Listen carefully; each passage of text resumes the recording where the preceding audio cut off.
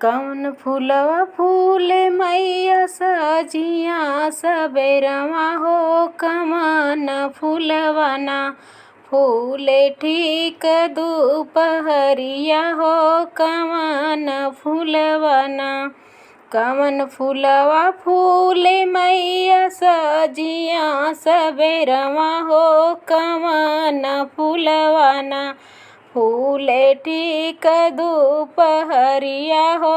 कवन फूलवा ना बेला चमेली फूलवा सजिया सबेरवा हो। कि अढ़उल फूलवा ना फूले ठीक दुपहरिया हो। कि अढ़उल फूलवा ना बेला चमेली फूलवा सजिया सबेरवा हो। कि अढ़उल फूलवा ना फूले ठीक दुपहरिया हो।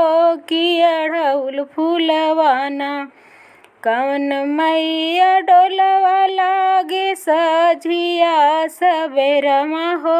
कवनी मैया ना लागे ठीक दुपहरिया हो।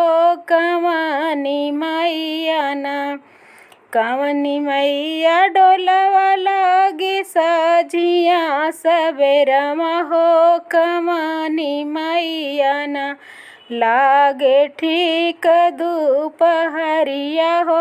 कवनी मैया ना छोटी मैया डोलवा लागे सजिया सबेरवा हो। कि बड़ी मैया ना लागे ठीक दुपहरिया हो। कि बड़ी मैया ना लागे ठीक दुपहरिया हो। कि बड़ी मैया ना कवनी मैया डोलवा लागे लाल पियर वो हरवा हो।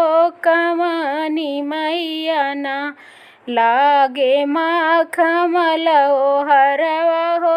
कवनी मैया ना लागे मखमल ओ हरवा हो।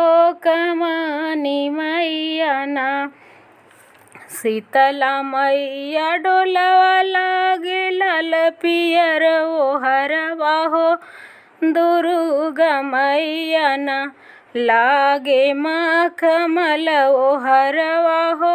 दुर्गा मैया ना शीतला मैया डोलवा लागे लाल पियर ओ हरवा हो। कि दुर्गा मैया ना लागे मखमल ओ हरवा हो। कि दुर्गा मैया ना कवनी मैया खाए लागी हो मिया गियरिया हो। कवनी मैया ना खाए हलवा और पुड़िया हो। कवनी मैया ना खाए हलवा और पुड़िया हो।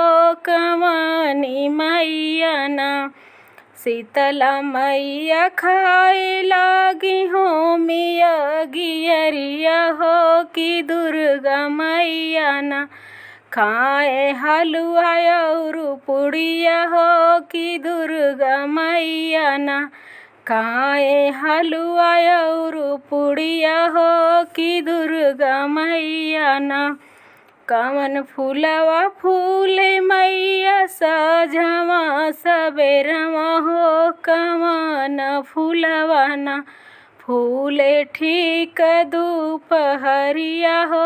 कवन फूलवा ना फूले ठीक दुपहरिया हो। कवन फूलवा ना कवन